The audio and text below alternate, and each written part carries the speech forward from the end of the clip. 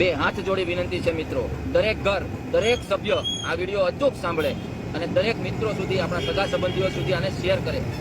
આપણા ભરૂચની અંદર 9 વર્ષની દીકરીને હાર્ટ એટેક આવ્યો. 9 વર્ષની. તમે જો કોઈ મેડિકલ ટર્મ સાથે જોડાયેલા છે, વિદ્યાર્થીઓ છે, એમને ખબર હશે, કોઈ પણ માતાના દીકરીના શરીરની રચના આવી હોય એને 45 વર્ષની નીચે હાર્ટ એટેક આવે જ નહીં, પરંતુ અત્યારે આવે છે. ભરૂચની અંદર છેલ્લા 4 જ મહિનાની અંદર ડાયાલિસિસ કરતા પેશન્ટોની અંદર 25% બાળકો નોંધાયા છે. ના કોઈ સામાન્ય વસ્તુ નથી, અતિ અતિ અતિ ભયાનક વસ્તુ તરફ આપણે ગુજરાતની જનતા જઈ રહી છે. એનું જ્યારે સર્વે કરવામાં આવ્યું ત્યારે ખબર પડી કે ગુજરાત રાજ્ય રેડી ટુ ઈટ પેકેટબંધ વસ્તુઓના ખાનપાનની અંદર, બજારમાં વેચાતા તમામ વસ્તુના ખાનપાનની અંદર પ્રથમ સ્થાને છે. હું છેલ્લા 6 વર્ષથી ભરૂચની અંદર ક્લિનિક ચલાવું છું. છેલ્લા 1.5 વર્ષની તમને વાત કરું, 1.5 વર્ષની અંદર નાના બાળકો ડાયાબિટીસની પ્રોબ્લેમ, કેન્સરની પ્રોબ્લેમ, કિડની ફેલ્યોરની પ્રોબ્લેમ, અસ્થમાની પ્રોબ્લેમ, ચામડીના રોગોની પ્રોબ્લેમ, આ છેલ્લા માત્ર 2 વર્ષ પહેલા આ સમસ્યા આટલી બધી નહોતી, પરંતુ છેલ્લા 2 વર્ષની આ સમસ્યા અનેક ગણી વધી છે, અનેક ગણી. એટલે સભ્ય સમાજના લોકોએ, જાગૃત નાગરિક અને થોડા સંવેદનશીલ સંસ્કારી પરિવારો હવે ચેતવાની જરૂર છે. કારણ કે આપણે વડવાઓ કહી ગયા ને, સંતો કહી ગયા, જેવું અન્ન ખાય એવો ઓડકાર હોય.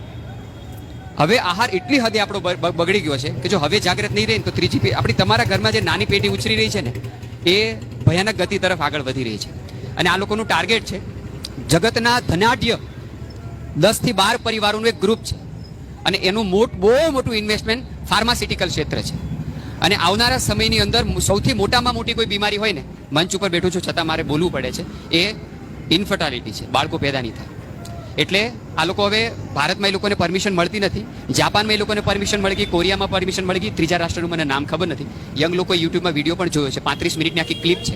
30 હજારના એવા મોટા હોસ્પિટલો બનાવવાના છે જેમાં આર્ટિફિશિયલ ઇન્ટેલિજન્સથી બાળકો પેદા થશે, અને એ બાળકોની અંદર દાળ ભાત શાક રોટલી કરતા એને નિરોગી રાખવા માટે, હેલ્ધી રાખવા માટે અથવા તેનું શરીર ટકાવવા માટે ગોળીઓની જરૂર પડશે. આ હદે હવે આપણી જનરેશન જઈ રહી છે. એમાંથી બચવું હશે ને તો આહાર શુદ્ધ હશે તો બચી શકીશું. ને એ લોકો આવી સંખ્યા વધે એટલા માટે આપણો આહાર બગાડ્યો છે. છેલ્લા 3 વર્ષની અંદર જ સર્વે એવું કહે છે કે બાળકોની અંદર ભયાનક રીતે આ પેકેટબંધ વસ્તુનું ખૂબ ચલણ ચાલ્યું છે. અને એ ચલણની અંદર આપણે ક્યારેય વિચાર્યું નથી કે કેવી રીતે બને છે, એની અંદર શું નાખવામાં આવે છે. જ્યારથી રશિયા અને યુક્રેન આ બે વચ્ચે જ્યારે યુદ્ધ થયું એટલે પામ તેલ મોંઘું થયું, તમને ખ્યાલ હશે, બરાબર? કારણ કે આપણે ઇમ્પોર્ટ કરીને લાવતા હતા મલેશિયાથી, એટલે 2 આંકલા બાંધે તો નુકસાન બહુ બધે થાય. અને એ નુકસાનમાં શું થયું કે પામ તેલ મોંઘું થયું, એ તો ખરાબ જ હતું. પરંતુ ભારતની અંદર અને ખાસ કરીને ગુજરાતની અંદર ખાણીપીણીના ગુજરાતીઓ શોખીન આપણે, બરાબર? હવે આ ધંધા તો બધા ચાલવા જોઈએ. તમે જેટલી પણ બેકરી પ્રોડક્ટ જોવો છો, જેટલી પણ bakery product branded by branded, તમે કંપનીનું નામ લઈ લો, બરાબર? 2 જ વસ્તુમાં માં ઘરે ભાખરી રોટલી બનાવે તો મોણમાં તેલ નાખે. પરંતુ તમે જે કંઈ બેકરી પ્રોડક્ટ આપણે ખાવ છો, બજારમાં વેચાતી તમામ એવી વસ્તુ કે જેમાં તેલ વપરાય છે, આ લોકો હવે નવી વસ્તુ આવિષ્કાર કરી છે જેને જિલેટિન, મટન ટેલો અથવા તો પોર્ક મીટ કહેવાય છે. દુનિયાની અંદર સૌથી વધારે બીફ ખવાય, ગૌ માંસ, અને સેકન્ડ નંબર ઉપર પોર્ક મીટ ખવાય, સુવરનું માંસ ખવાય. પણ એની આંતરડાની ચરબી ક્યાંય વપરાય નહીં, એને બોઇલર કરીને પ્રોસેસ કરવી પડે. અને બધી બેકરી પ્રોડક્ટોમાં, ફરસાણોની અંદર, આપણે જે કંઈ પેકેટબંધ વસ્તુમાં ખાઈએ છીએ ને, એમાં બહુ વપરાય છે. સવાલ હું તો કહું માત્ર શાકાહાર માંસાહારનો પણ નથી, પરંતુ બાળકની બોડી ડાયજેસ્ટ ન કરી શકે. શરીરની અંદર સુવરની ચરબી જાય તો શરીરનું તાપમાન જ્યારે 40 ડિગ્રી કરતાં પ્લસ થાય તો જ પચી શકે, નહીતર ના પચી શકે. આપણા શરીરનું તાપમાન 37 થી વધે જ નહીં.